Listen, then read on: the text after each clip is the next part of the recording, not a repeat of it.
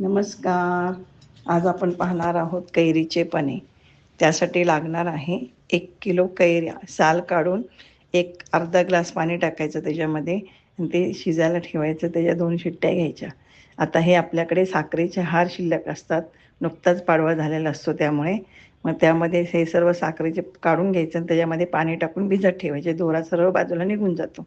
त्यानंतर आता आपल्या कैऱ्या शिजून झालेल्या आहेत आणि त्याच्यात चांगलं गर काढून सर्व हे आपण मिक्सरला काढून घ्यायचं.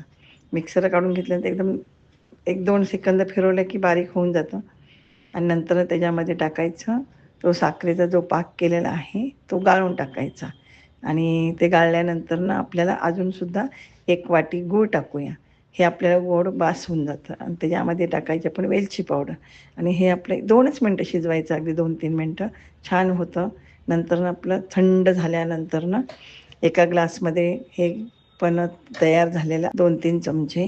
त्यानंतर आपण त्याच्यामध्ये पाणी टाकायचं. वरून थोडी जिरा पावडर, थोडे मीठ आणि बर्फाचे खडे. हे आपलं झालं उन्हाळ्याचं मस्त पन्हं आणि आपल्याला पाडव्याच्या साखरेचा हारचा पण उपयोग झाला. आपल्याला ही रेसिपी कशी वाटली लवकरच मला कमेंट बॉक्समध्ये सांगा.